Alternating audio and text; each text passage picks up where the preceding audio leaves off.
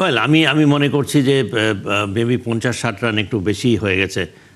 তারা মানে গ্রিনের যেই ইনিংসটা সেটা একটু বাড়তি মনে হচ্ছে। Yes, but green fantastic batting করেছে। আমার মনে হয় যে একটা উইকেট হয়তো বেশি পড়ে গেছে। Mominul Haque was out to a brilliant delivery by Mitch Starc, absolutely brilliant.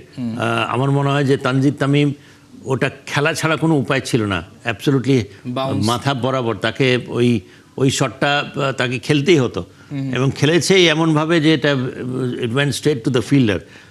সুতরাং এবং সদমান যেভাবে আউট হয়েছে, ফার্স্ট ইনিংসে ঠিক যেভাবে আউট হয়েছে আর্লি খেলার কারণে। ব্যাটারদের ফুটওয়ার্ক নিয়েও কিন্তু অনেক কথা হচ্ছে, তারা সমালোচনা করছেন। প্রথম ইনিংসে আমরা সেটাই দেখতে পেয়েছি, অনেক বাইরের বল, পা ঠিক মতো যাচ্ছে না এবং মনে হচ্ছিল বেশ কাবু। ফুটওয়ার্ক নিয়ে কি আপনি কোনো পরামর্শ দেবেন কিনা? আই থিঙ্ক যে মানে প্ল্যান্ড ওয়েতে বোলিং করেছে, ফাস্ট আপনার পিচ টপ ডেলিভারিজ, বলটা মুভ করেছে, কন্ডিশনস এক্সপ্লয়েট করেছে। আমার তো মনে হয় যে ওয়ার্ল্ডের যে কোনো ব্যাটসম্যানই তাদেরকে প্রবলেম হতো, কারণ pitch condition was absolutely perfect for such kind of bowlers, and এবং এই ধরনের একটা প্ল্যান ওয়েতে বোলিং করা আমার মনে হয় ওয়ার্ল্ডের যে কোনো ব্যাটসম্যান হিমশিম খেত। এখানে বাংলাদেশ ব্যাটসম্যানরা তো যেটা বললাম, আমার psychologically they are expecting short pitch delivery, I feel, because অস্ট্রেলিয়ানরা সেটাই তো সচরাচর করে। আমরা তো অস্ট্রেলিয়ান ব্যাটসম্যানদেরকে পিচ টপ ডেলিভারিজ আমরা খুব একটা এরকম দেখি না, বিকজ এই ধরনের উইকেটও সবসময় যে পায় তাও না। So I think you have to give credit to Bangladesh.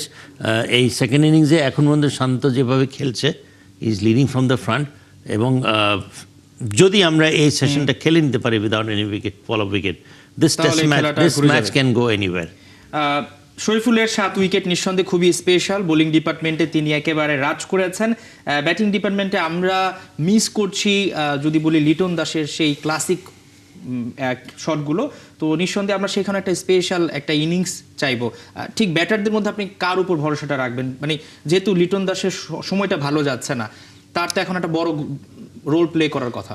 এখানে দেখেন ফার্স্ট ইনিংসে আমরা কি দেখেছি, আমরা দেখেছি তাইজুলকে অনেক রান, অনেক ডেলিভারিজ খেলতে, তাসকিনকে দেখেছি, ইবাদতকে দেখেছি। আমার মনে হয় এদের মধ্যে প্রায় 52 ওভার যখন মেহেদী হাসান মিরাজ আসে, 52 ওভার্স এরা খেলেছে। টেস্ট ম্যাচ এটাই দরকার। সো আমি মনে করি যে কেবলমাত্র এখানে মেহেদী হাসান মিরাজ, লিটন দাস, শান্ত এবং মুশফিকুর রহিমের উপরে নির্ভর করলেই যে আমাদের সব কিছু হয়ে যাবে, নো। এই পরের যে ব্যাটসম্যান তাদেরও এখানে ভূমিকা থাকবে। এখন উইকেটটাও কিন্তু মোটামুটিভাবে it is becoming slightly batting friendly. So this, as I said, this test match can go anywhere. সেটা আসলে ব্যাটিং ফ্রেন্ডলি, যেহেতু 146 রানের লিড বাংলাদেশের, এখন সবার আগে প্রথমে যে ব্যাপারটা করতে হবে, ইনিংস ব্যবধানে যাতে হারা না যায়, সেটা তো আমরা তার বাইরে প্রত্যাশা করছি। যদি বাংলাদেশ ব্যাটিংটা চালিয়ে যেতে পারে, এখানে হয়তো একটা দারুণ রেজাল্ট আসতে পারে।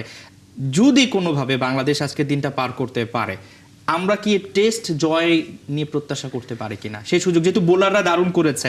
শরীফুল ইসলাম ফোর্থ ইনিংসে আমার মনে হয় যে উইকেট আরেকটু অথবা স্পিন ফ্রেন্ডলি হতে পারে, and we have to world class spinners. আমরা স্পিনার্সদেরকেও কিন্তু দেখেছি এই উইকেটে রান দেয় নেই, উইকেট খুব।